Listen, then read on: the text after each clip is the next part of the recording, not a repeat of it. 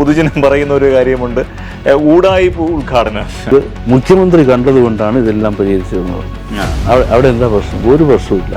കാട്ടാക്കട മണ്ഡലത്തിൽ ഞങ്ങൾ നടപ്പാക്കിയിട്ടുള്ള വികസന പ്രവർത്തനങ്ങൾക്ക് പിന്നിൽ കൃത്യമായ ഒരു ആശയമുണ്ട്. തിരുവനന്തപുരം ജില്ലയിലെ ഏറ്റവും മികച്ച ആശുപത്രികളിലൊന്നായിരിക്കും മണിയറവിള ആശുപത്രി. അക്കാര്യത്തിൽ യാതൊരു സംശയം. സ്കൂളിൽ പഠിക്കുന്ന വിദ്യാർത്ഥിനികളും അവരുടെ രക്ഷകർത്താക്കൾക്കും അറിയാമല്ലോ, പോലീസിൻ്റെ അനുവാദമില്ലാതെ ഉച്ചഭാഷണി ഉപയോഗിച്ച് അവിടെ നിന്ന് അമ്മമാർ, BJP അനുഭവികൾ ഉൾപ്പെടെയുള്ള ആളുകൾ റോഡിൽ വന്ന് മൈക്ക് ഓഫ് ചെയ്യും. ഏതെങ്കിലും മാധ്യമങ്ങൾ അങ്ങനെ ഇതിനെ വാർത്തയാക്കി. ഒരു വെള്ള പേപ്പറിൽ അപേക്ഷ കൊടുത്താൽ വിവരാവകാശ നിയമം അനുസരിച്ച് ഇതുമായി ബന്ധപ്പെട്ട എല്ലാ വിവരങ്ങളും കിട്ടും. ആരെങ്കിലും പോയിട്ടുണ്ടോ?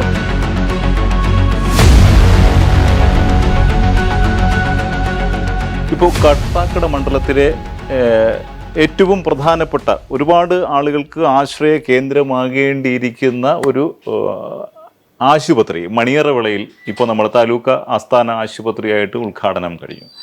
ആ ആശുപത്രി ഉദ്ഘാടിച്ചു. ഇതിപ്പോൾ നമ്മുടെ എതിർഭാഗം അല്ലെങ്കിൽ പൊതുജനം പറയുന്ന ഒരു കാര്യമുണ്ട്, ഊടായിപ്പ് ഉദ്ഘാടനം. ഈ ഊടായിപ്പ് ഉദ്ഘാടനത്തിൻ്റെ ഭാഗമായിട്ടാണോ ഇപ്പോൾ ഈ മണിയറവിളയും ഉദ്ഘാടനം കഴിഞ്ഞു? അവിടെ ഈ രോഗികൾക്ക് ആവശ്യമായ സൗകര്യങ്ങൾ പലതുമില്ല അവിടെ സ്റ്റാർട്ട് ചെയ്ത്. നമുക്ക് ഒരു കാര്യം ചെയ്യാം, ഈ അഭിമുഖം നിർത്തിയിട്ട് നമുക്ക് വാഹനത്തിൽ കയറി അവിടെ പോകാം. അവിടെ എന്തെങ്കിലും ഒരു കുറവുണ്ടെങ്കിൽ നമുക്ക് അവിടെ നിന്ന് സംസാരിക്കുന്നതായിരിക്കും നല്ലത്.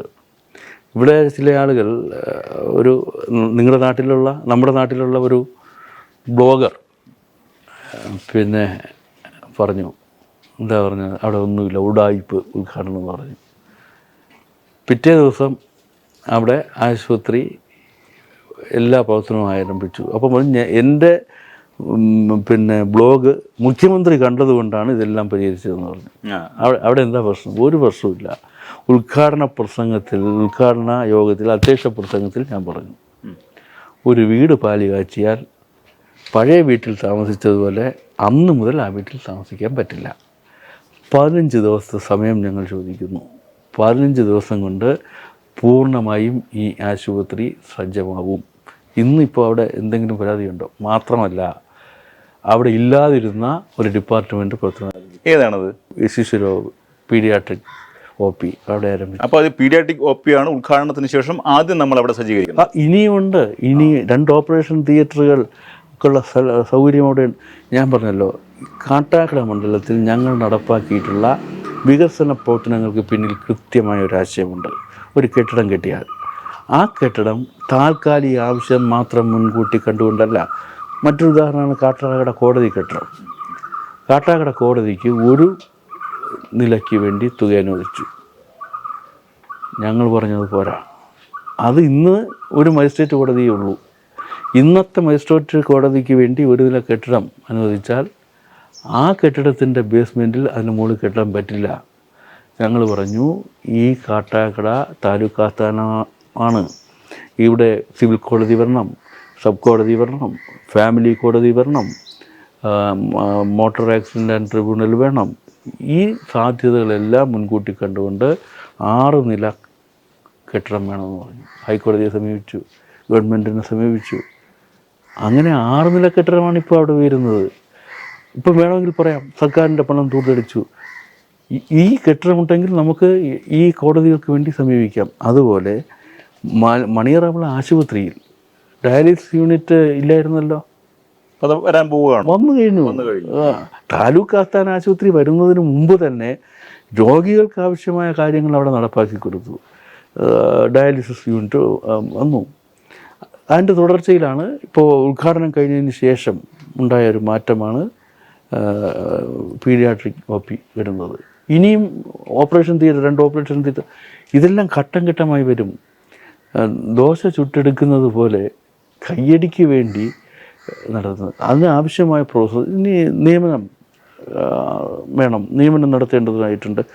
അടുത്ത ഘട്ടത്തിലേക്ക് ഈ ഭരണ തുടർച്ചയുടെ ഭാഗമായി സംഭവിക്കാൻ പോകുന്ന കാര്യങ്ങൾ അതൊക്കെയാണ്.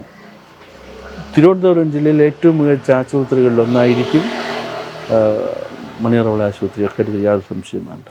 നമ്മുടെ മലയിൻകീഴ് സ്കൂൾ പെൺപള്ളിക്കൂടം എന്ന പേരിൽ നമ്മൾ ഉയർത്തി കാണിച്ച ഒരു കെട്ടിടമാണ്.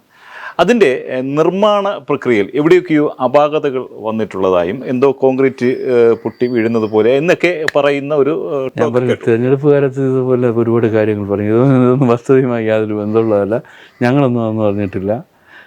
ഇനിയും ഈ തിരഞ്ഞെടുപ്പ് കാലമാകുമ്പോൾ ഇത്തരം കഥകൾ ഇതൊക്കെ കഥകളാണ്, ആരുടെയോ ഭാവനയിൽ വിരിയുന്നതാണ്. ആ മലയൻകീഴ് പെൺപള്ളിക്കൂടം ഗവൺമെൻറ് ഗേൾസ് ഹയർ സെക്കൻഡറി സ്കൂളിൽ പഠിക്കുന്ന നൂറുകണക്കിന് വിദ്യാർത്ഥികൾ, അവരുടെ രക്ഷകർത്താക്കൾ, അവർക്കറിയാമല്ലോ ഇപ്പോൾ തിരഞ്ഞെടുപ്പ് കാലത്ത് ഉയരുന്ന ഈ രാഷ്ട്രീയ വിവാദങ്ങൾ അല്ലെങ്കിൽ ഇതുപോലുള്ള ആരോപണങ്ങൾ അവർ ലക്ഷ്യം വയ്ക്കുന്നത് ഒരു സംഭവം കാണാതെ വിദൂരത്തിരിക്കുന്ന ആളുകളുടെ മനസ്സിൽ കളവായ കാര്യങ്ങൾ എത്തിക്കുക എന്നുള്ളതാണ്.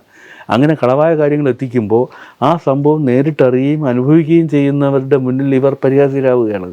ഇപ്പോൾ കാട്ടാക്കട ചെന്നിട്ട് മലയൻകീഴ് ആശുപത്രി കുഴപ്പമാണെന്ന് പറയാം, മലയൻകീഴ് സ്കൂളിൽ കുഴപ്പമാണെന്ന് പറയാം. പക്ഷേ മലയൻകീഴിലെ സ്കൂളിൽ പഠിക്കുന്ന വിദ്യാർത്ഥിനികളും അവരുടെ രക്ഷകർത്താക്കൾക്കും അറിയാമല്ലോ ഇവിടെ ഒരു സംഭവം നടന്നു.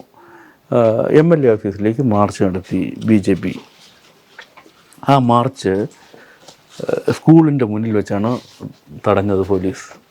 SSLC പരീക്ഷ നടക്കുന്ന സമയത്ത് ഉച്ചഭാഷണി ഉപയോഗിച്ച്, അവിടെ പ്രസംഗത്തിൻ്റെയും മുദ്രാവാക്യത്തിൻ്റെയും സ്വഭാവമൊന്നും ഞാൻ പറയുന്നില്ല, സാമാന്യ ബുദ്ധിയുള്ള ഒരാൾ ചെയ്യുന്ന ഒരു കാര്യമാണ്. SSLC പരീക്ഷയാണ് നടക്കുന്നത്. തൊട്ടിപ്പുറത്ത് പോലീസിൻ്റെ അനുവാദമില്ലാതെ ഉച്ചഭാഷണി ഉപയോഗിച്ച് അവിടെ നിന്ന് അമ്മമാർ, BJP അനുഭവികൾ ഉൾപ്പെടെയുള്ള ആളുകൾ റോഡിൽ വന്ന് മൈക്ക് ഓഫ് ചെയ്യുന്ന സ്ഥിതി ഉണ്ടായി. ഏതെങ്കിലും മാധ്യമങ്ങൾ അങ്ങനെ ഇതിനെ വാർത്തയാക്കി. ഇത് അവിടുത്തെ ജനങ്ങൾക്കറിയാം, അവിടുത്തെ രക്ഷകർത്താക്കൾക്കും വിദ്യാർത്ഥികൾക്കും അറിയാം. ഇതുപോലെ ഈ മലയൻകീഴ് സ്കൂളിനെ സംബന്ധിച്ച് ഈ പറയുന്നത് നുണ എന്ന രണ്ടക്ഷരം ഞാൻ ഉപയോഗിക്കുകയാണ്, വസ്തുതയുമായി യാതൊരു ബന്ധമില്ലാത്തതാണ്. ഇനി അഥവാ അങ്ങനെ എന്തെങ്കിലും സംഭവിച്ചിട്ടുണ്ടെങ്കിൽ, ഇപ്പോൾ ഏത് റോഡിൻ്റെ കാര്യത്തിലായാലും, ഇപ്പോൾ നമ്മൾ ഒരുപാട് റോഡുകൾ ഉണ്ടാക്കുന്നു, വാട്ടർ അതോറിറ്റിക്കാർ പൈപ്പ് ലൈൻ ഇടാൻ വരുന്നു, കുഴിക്കുന്നു, റോഡിന് ഡാമേജ് വരുന്നു, നമുക്ക് റോഡിന് ഡാമേജ് വരുന്നു, അതുകൊണ്ട് വാട്ടർ അതോറിറ്റിയുടെ പൈപ്പ് ലൈൻ ഇടാൻ പറ്റില്ല എന്ന് പറയാൻ പറ്റും. ജനങ്ങൾക്ക് വെള്ളവും വേണം, ഗതാഗതവും വേണം. അതുപോലെ എന്തെങ്കിലും നമ്മുടെ നിയന്ത്രണത്തിനപ്പുറം ഉള്ള ഏതെങ്കിലും കാര്യങ്ങൾ ഉണ്ടാവാം, എവിടെയും ഉണ്ടാവാം. അതുണ്ടായാൽ എന്ത് ചെയ്യും? അത് പരിശോധിക്കും. ഇപ്പോൾ നമ്മുടെ ചൂട് വർദ്ധിക്കുന്നു, മഴ വർദ്ധിക്കുന്നു. മഴക്കാലത്ത് ഇപ്പോൾ ഒരു സ്റ്റേഡിയം, ആ സ്റ്റേഡിയം ഞങ്ങൾ നിർമ്മിച്ചു. പെരുമഴ, നമ്മളെ ആ പ്രദേശത്ത് ഇതുവരെ ഉണ്ടാകാത്ത മഴ, സ്റ്റേഡിയത്തിലേക്ക് വെള്ളം കയറി. അത് നമുക്ക് എന്ത് ചെയ്യാൻ പറ്റും? ഇവിടെ പ്രളയം വന്നില്ലേ, ആരെങ്കിലും അന്ന് പറഞ്ഞു ഡാം തുറന്നു വിട്ടുകൊണ്ടാണെന്ന് പറഞ്ഞത്. എന്തെങ്കിലും ശാസ്ത്രീയമായ ആധികാരികമായ തെളിവോ വിവരമോ ഉണ്ടോ അതിൻ്റെ പേരിൽ? ഇല്ല. അതുപോലെ സ്റ്റേഡിയം തകർന്നു, നമ്മളെന്ത് ചെയ്തു? അടുത്ത ഫണ്ട് ഉപയോഗിച്ച് കൂടുതൽ ഈ വെള്ളം കയറത്ത്. ഇതുപോലെ എന്തെങ്കിലും സാങ്കേതിക പ്രശ്നങ്ങൾ ഉണ്ടായാൽ അത് പരിഹരിക്കാനാവുന്നതേ ഉള്ളൂ. പക്ഷേ ഇല്ലാത്ത പ്രശ്നങ്ങൾ ഉണ്ട് എന്ന് വരുത്തുകയും, ഇനി ഈ പറഞ്ഞ അഥവാ ഉണ്ടെങ്കിൽ ആരാ ഉത്തരവാദി? ഈ പറയുന്ന ഒരു പ്രശ്നം എൻ്റെ ശ്രദ്ധയിൽ ആദ്യമായി പെടുന്ന ഒരു പ്രശ്നമാണ്. ആരാ ഉത്തരവാദി? അങ്ങനെ ആരെങ്കിലും ഉത്തരവാദികളാണെങ്കിൽ അവരെ ഞങ്ങൾ വെറുതെ വിടൂ, ജനങ്ങൾ വെറുതെ വിടൂ? തീർച്ചയായും ഞാൻ നേരത്തെ പറഞ്ഞൊരു കാര്യം പറയുകയാണ്. ഒരു വെള്ള പേപ്പറിൽ അപേക്ഷ കൊടുത്താൽ വിവരാവകാശ നിയമം അനുസരിച്ച് ഇതുമായി ബന്ധപ്പെട്ട എല്ലാ വിവരങ്ങളും കിട്ടും. ആരെങ്കിലും പോയിട്ടുണ്ടോ? കിട്ടത്തില്ല. അപ്പോൾ ഇതെല്ലാം തിരഞ്ഞെടുപ്പ് സ്പെഷ്യലാണ്, അങ്ങനെ കാണുന്നുള്ളൂ.